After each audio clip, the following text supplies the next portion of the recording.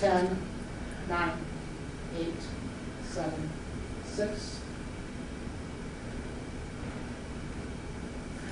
All right, hello, good afternoon. It is Wednesday, April 14th. I am joined by, of course, Dr. J and Dr. Adnan Munkara from Henry Ford Health System, the Chief Clinical Officer.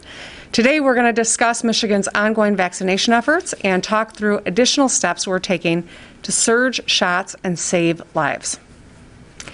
Michigan has administered over 5.4 million doses of the safe, effective COVID-19 vaccines to over 3.4 million Michiganders. Over 192 million doses of the safe, effective COVID vaccines have been administered across the country, and we're on our way toward doubling President Biden's goal of 100 million shots in 100 days. 41.9% of Michiganders 16 and up have gotten their first dose, and 27.5% are fully vaccinated, including 61% of seniors. Our vaccine response is a testament to what we can do if we work together. I want to thank the frontline healthcare professionals who are working around the clock to keep our communities safe. Now I'd like to discuss steps we can take to keep each other safe and help our healthcare professionals do their jobs. Right now, we've got some work to do to get our COVID metrics headed in the right direction again. Cases are continuing to rise. Our test positivity rate is hovering around 18%. 24 hospitals are at 90% capacity or higher. We have a tough couple of weeks ahead of us as more infectious B.1.1.7 COVID variant continues spreading. So to slow the spread, we all have to do our part and double down on what we know works: masks, distancing, hand washing. I also want to stress that we still have public health laws in place to mitigate the spread of COVID, including a mask mandate, capacity limits on indoor gatherings, and mandatory testing for sports. These are some of the strongest public health laws in the Midwest. The most important thing you can do, of course, is to get vaccinated. The safe, effective COVID-19 vaccines are the most effective way to keep yourself and your family safe and help us return to normal. Just yesterday, the CEO of Pfizer said they are upping their COVID vaccine output by 10%. This is great news, and it demonstrates the hard work and ingenuity of Michigan workers who are making the life-saving Pfizer vaccine in Portage, Michigan. If we all do our part, I know we can slow the spread and put this pandemic behind us. But we also must find ways to keep people safe and out of the hospital. Today, we're here to discuss promising therapeutic treatments that are available to help those diagnosed with COVID-19 to avoid serious symptoms and to stay out of the hospital as we're facing this surge.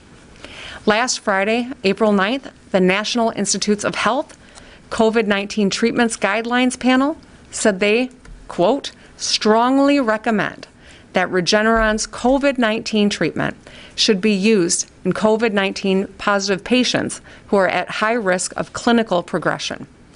The NIH's guidance was backed by data from a study of 4,500 patients showing that Regeneron's COVID treatment significantly reduced the risk of hospitalization and death.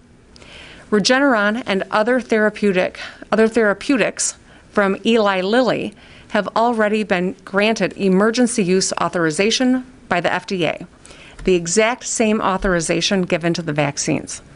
So both treatments were granted this authorization back in November of last year. Regeneron and Eli Lilly offer a promising treatment for some people who have tested positive for COVID. Current data suggests both are likely effective against B.1.1.7 variant, which is now the most common variant in the country. Notably, Regeneron was administered to President Trump late last year after he had COVID-19 and faced harsh symptoms. Regeneron's treatment very likely helped save the former president's life. It could save yours too. We are using every mitigation strategy, every medication, and every treatment option to help fight the virus here in Michigan. These treatments can be effective in preventing hospitalizations and deaths for those diagnosed with COVID, and we are ensuring providers across the state have the supplies they need to effectively treat Michiganders. They are another tool in our toolbox as we work hard to save lives. So how did you get it and who can get it? Well, Regeneron and Eli Lilly are monoclonal antibody treatments that are administered via infusion through an IV. In just a few moments, we will have Dr. Khaldun talk more about the science behind these treatments. So far, more than 6,600 Michiganders have received these treatments since they were approved for emergency use by the FDA in November, and 65% of patients report feeling better within 2 days, and less than 5% require hospitalization following the treatment. Currently, people with pre-existing or underlying health risks qualify to receive these therapeutic antibody treatments. This includes all seniors, anyone with high blood pressure, asthma, lung issues, heart issues, cancer, or anyone who is immunocompromised. Ideally, both monoclonal antibody infusions should be administered as soon as possible after a qualifying patient tests positive for COVID-19. So if you are diagnosed with COVID, talk to a physician to see if you are eligible for this treatment. Time is of the essence with these therapeutics. The sooner you receive them after you test positive, the more effective they will be. If you don't have insurance, this treatment is still available to you. We're proud to be removing this barrier right from the beginning to accessing this life-saving care. And I want to reiterate that COVID-19 vaccines are also free for all Michiganders.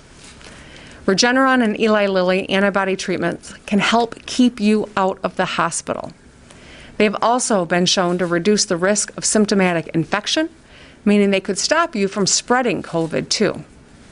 Approximately 30% of Michiganders we're seeing get diagnosed every day would qualify for these life-saving therapeutics. In Michigan, we're seeing spreading awareness of these treatments and taking steps to make them available to all Michiganders where they are at no cost. Currently, both Regeneron and Eli Lilly treatments are available at a few hospitals in Michigan. We're engaging with our federal partners to expand supply at centers that currently administer these treatments and also working to stand up additional sites where they can be accessed. We know that as awareness increases, more people will take it, and we want to make sure we have the capacity to keep up with demand. The federal government has made therapeutic treatments free for all Americans who are eligible. There are currently still some administrative costs if you get this treatment, but we are working with the federal government and healthcare providers to get these costs waived. I want you to know that we are doing everything we can to make this therapy available to everyone who qualifies for free as quickly as possible. However, I do want to be very clear. Therapeutics are another tool, but they are not a substitute for vaccination. These treatments for folks with underlying health conditions who have COVID can help them avoid hospitalization and stop the spread temporarily. A Michigander who receives therapeutic treatment is eligible to receive COVID vaccine 90 days after administration. And the vaccine is still the most effective way to protect you and your family from COVID. And I encourage all Michiganders 16 and up to get it. And we will help everyone who receives this treatment schedule their vaccine appointment when they are eligible for that as well. In addition to these therapeutics, we're working with the federal government to bring in additional doses of remdesivir, a drug that will shorten hospital stays and save more lives. Remdesivir was approved by the FDA for emergency use authorization in May of last year. The drug is used for people hospitalized experiencing severe COVID symptoms. Severe symptoms include patients with low blood oxygen levels, needing oxygen therapy, or those needing more intensive breathing support, such as a ventilator. In a clinical trial, remdesivir was shown to reduce recovery time for patients with severe symptoms. This is yet another tool in the toolbox that we can use to keep people safe and move them safely out of the hospital. As always, we remain laser focused on keeping people safe, rebuilding our economy, and getting back to normal. Now we have found more tools in our toolbox: antibody infusions and drug therapy. If you, a loved one, a neighbor, or a friend is diagnosed with COVID-19 and are eligible because of your age or pre-existing conditions, I encourage you to ask your doctor for therapeutic options as quickly as possible. I also encourage you to go to michigan.gov/COVID therapy to find a site administering the antibody treatments near you. The treatments offered by Regeneron or Eli Lilly could keep you out of the hospital and save your life. And drugs like remdesivir can limit the number of days you stay in the hospital. I'm going to shoot straight with you, as I always have. We're in a tough spot, Michigan. And while we appreciate the support we've received from the federal government, I will not stop fighting for more tests, more vaccines, more ways to keep you and your family safe. Over the past year, Michigan has been one of the most proactive states. We took this seriously from the start and consistently led with science and data. I know how hard this year has been on all of us. I know we're all feeling pandemic fatigue, but we gotta remember we're in this together. It's gonna take hard work to beat this virus, but Michiganders are used to hard work, and we can beat this virus together. So I'm calling on Michiganders to continue their personal efforts to slow the spread by masking up, social distancing, and washing your hands. And of course, get vaccinated to keep you and your family safe and help us return to normal sooner. Now I'm going to turn it over to Dr. J. Thank you, Governor. So I continue to be incredibly concerned about our state's COVID-19 data. This week, we surpassed the COVID-19 case and hospitalization rates that we saw in the fall. Right now, Michigan has 574 cases per million people, 5 times where we were in mid-February. And data indicates we have broad community spread. The percent of tests that are coming back positive is around 18%, 5 times where we were in the middle of February. MDHHS is tracking about 1,152 outbreaks in counties across the state, including new outbreaks in K-12 schools, manufacturing and construction, long-term care, child care, retail, restaurants, and bars. Since January, we've identified 291 clusters associated with youth sports teams. Since last week, we've also seen 52 new outbreaks in restaurant and retail settings. Our lab has identified 2,753 variant cases in 62 counties across the state. And because of this sharp rise in cases overall, there are likely many more that we do not yet know about, which makes the risk of contracting COVID even greater. Hospitalizations are also still increasing, with many facilities continuing to report that they are at or near capacity. Over 18% of hospital beds are being used to treat COVID-19 patients. So I worked in the emergency department this past weekend, and I'll tell you, it was exhausting. We are seeing more and more people who are being diagnosed with COVID-19. Many of them are younger than what we were seeing with previous surges. We're trying to take care of both patients with COVID-19 and those who are coming in for other medical issues. And it is really putting a strain on our staff and our resources and our bed space, all of which are spread way too thin. Patients are again lining our hallways like they were last spring. This situation is very serious. We need to be using every tool in our toolbox right now to get these cases and hospitalizations down. Again, just because something is open and legal, it does not mean that you should be doing it. We have learned so much about this virus over the past 15 months. Mask work. Wear one properly over your nose and your mouth anytime you're going to be around someone outside of your household. Large gatherings are riskier, particularly if it is indoors and people are not distanced apart appropriately. Sitting in an indoor space, like a restaurant, where there is less ventilation and people are talking with their mask off, is simply not a safe thing to do right now. If you are sick, stay home and get tested. Get tested if you've been exposed or if you've recently traveled. And importantly, as the governor said, get vaccinated as soon as you are able.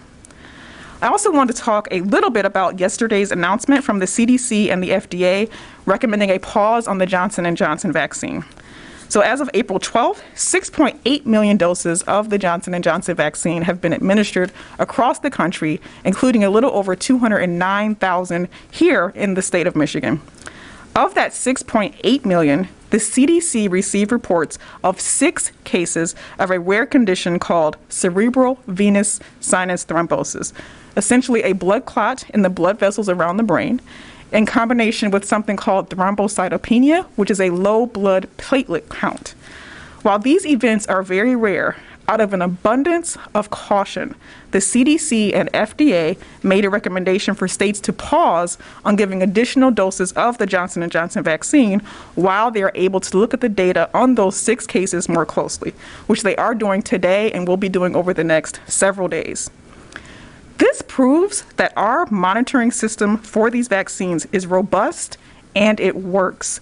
And just 6 cases out of 6.8 million doses, that's about 1 in a million, means that this reaction is incredibly rare.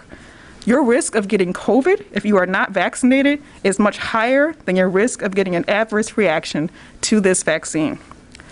While we await more information from the CDC on Johnson & Johnson, we still want people to schedule their appointments for the safe and effective Pfizer and Moderna vaccines. And if you have received the Johnson & Johnson vaccine in the past 3 weeks, contact your healthcare provider if you develop symptoms of a blood clot, such as a severe headache or abdominal pain, leg pain, or shortness of breath. Again, these reactions were incredibly rare, just 6 cases out of 6.8 million.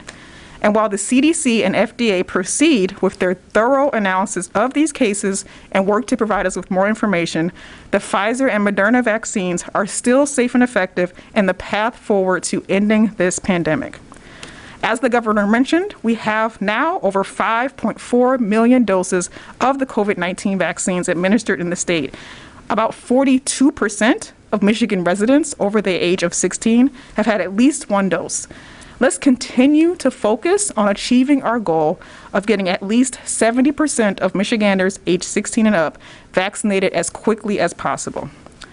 And remember, there is so much you can do once you are vaccinated. Gathering with others in your home who are fully vaccinated without masks, traveling without testing if you don't have symptoms, not needing to quarantine if you are exposed. Vaccines give you the freedom and the peace of mind that your risk of COVID is low. Another very, very important tool that we are excited to talk about today that the governor mentioned are COVID-19 therapeutic medications. Therapeutic medications can potentially prevent high-risk people who have COVID-19 from needing to be hospitalized. It can shorten the number of days that you need to stay in the hospital, and it could even prevent deaths. Monoclonal antibodies, like the one made by Eli Lilly and the one by Regeneron, have been authorized by the FDA for use in some high-risk patients over the age of 12 with COVID-19 who do not need to be admitted to the hospital. Data from early trials suggest a 70% reduction in hospitalizations or death in high-risk patients treated with these monoclonal antibodies.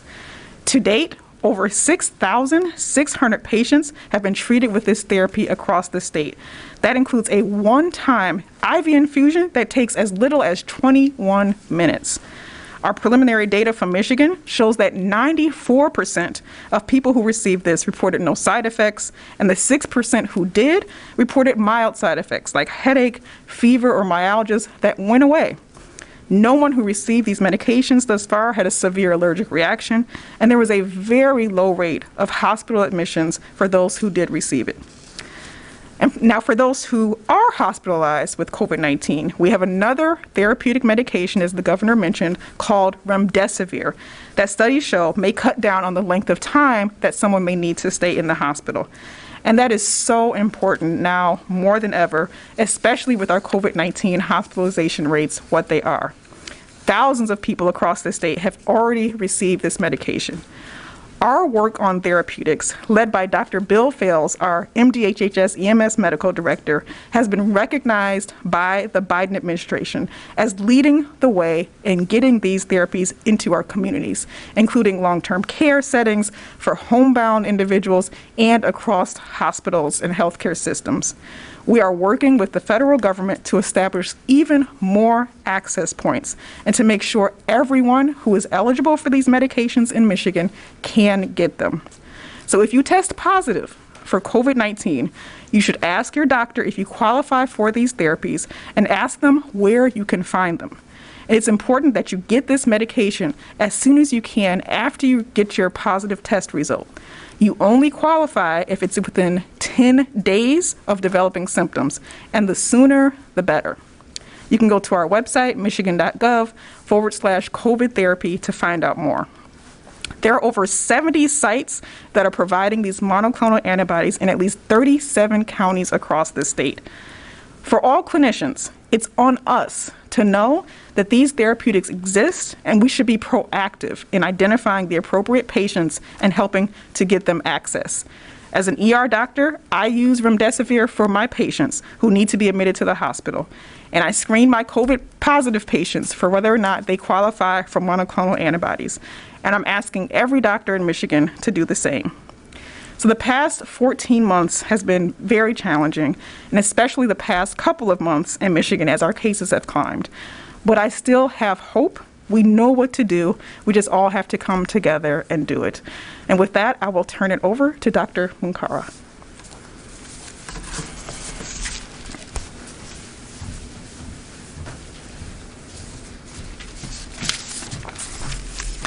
Thank you.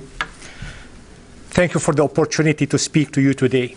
Over the last 14 months, this pandemic has affected all of us in many ways. The surge we are seeing now is very troublesome.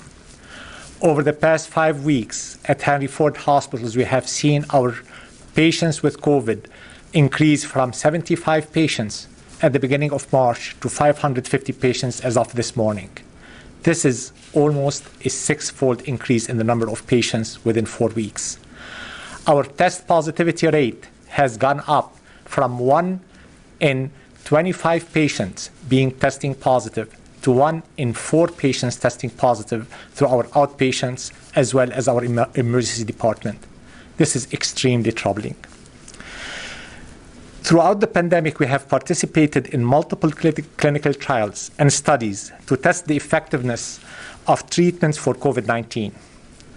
We can attest to the success of monoclonal antibodies that the governor and Dr. Khaldun have talked about. We began using these monoclonal antibodies in December of 2020. We have so far administered over 800 infusions throughout our 6 sites of infusion. The therapy has been shown to help COVID-19 patients who are at risk of developing severe disease and potentially dying. It also reduces hospitalization of COVID-19 patients, therefore easing the burden on our hospitals and caregivers. We are eager to continue leading this effort and are working closely with our partners in the state and in the federal government to expand the use of monoclonal antibodies, as the governor and Dr. Khaldun had mentioned. We are finalizing details for expansion plans and will be sharing those in the coming couple of days. Even with treatment breakthroughs like this one, we need everyone's help. Families continue to lose their loved ones to COVID-19 and or struggle to cope with loved ones who are getting very sick and hospitalized. Our care teams are emotionally and physically exhausted. They are more than committed and dedicated to provide the best care. However, they are frustrated to see people coming in very sick and die of an infection that we can control. The most important thing that we can do is to get vaccinated. We know that some people are hesitant. Even with the current pause and planned review of the use of Johnson & Johnson vaccine, we have 2 other vaccines, Moderna and Pfizer, both of which are safe and effective. I and all my eligible family members have received the vaccine. We also need everyone to continue a good faith effort to practice the safety measures we have in place. They are simple, they work, and they save lives. Wear your mask, practice social distancing, avoid large gatherings, and wash your hands regularly. We know you have heard this over and over again, and you might be getting fatigued with that. But if we all truly do our part, we can end this pandemic together. Thank you.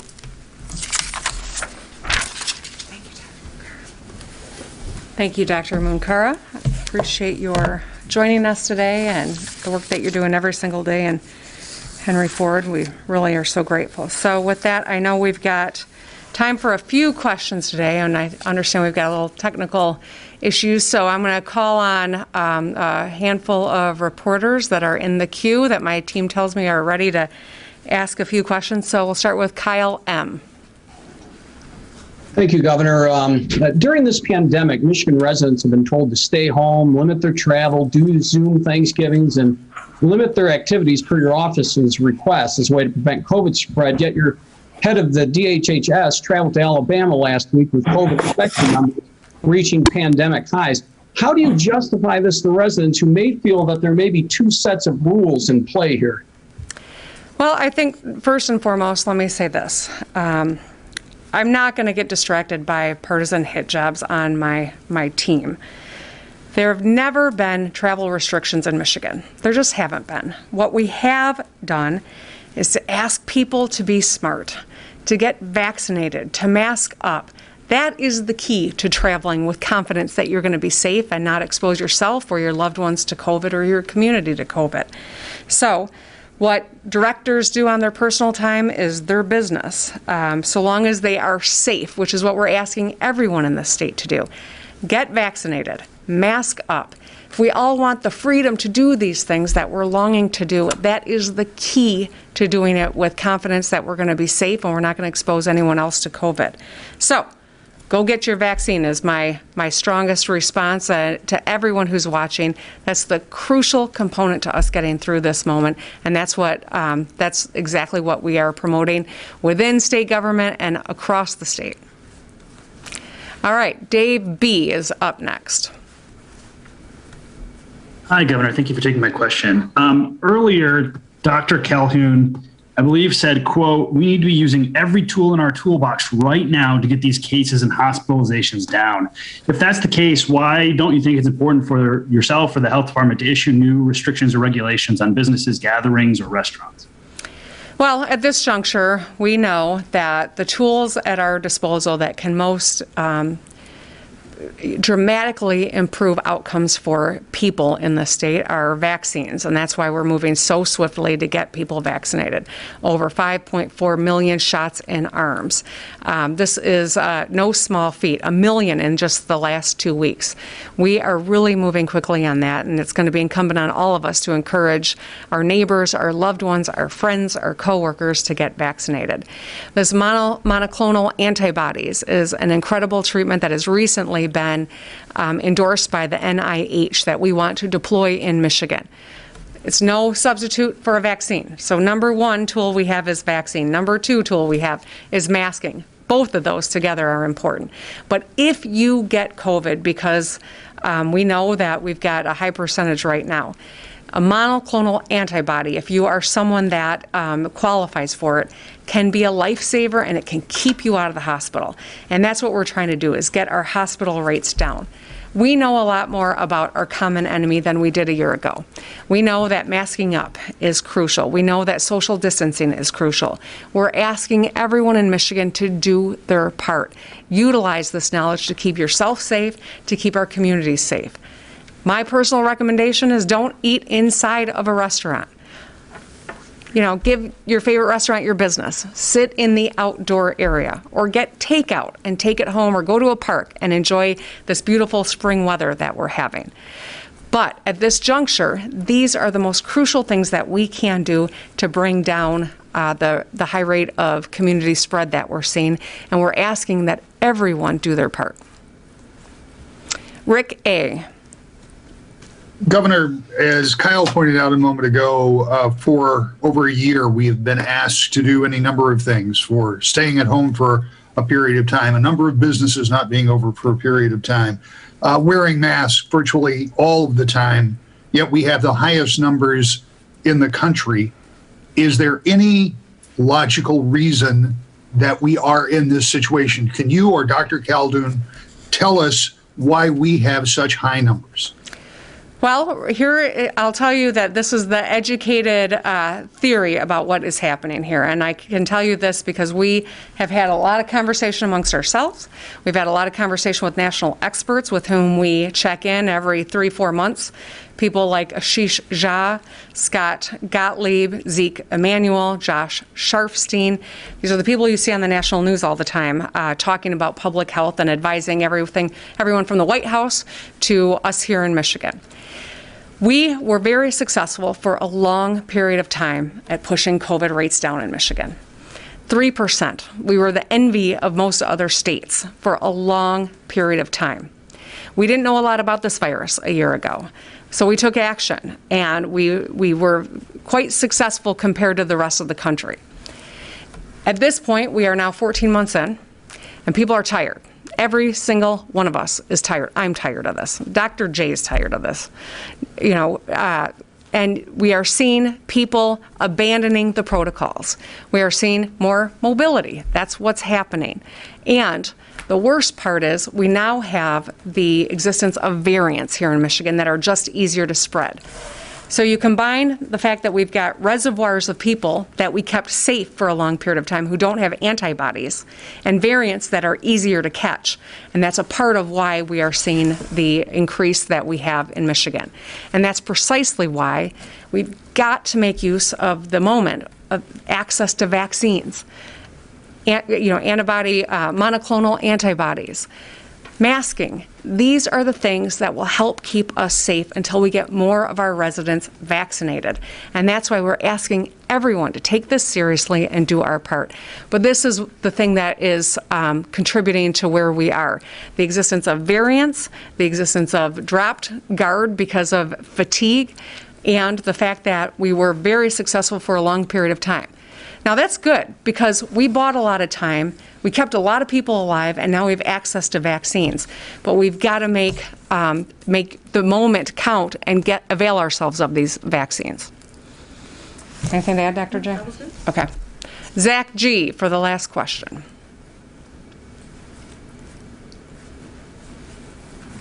Hi, Governor. Good to see you.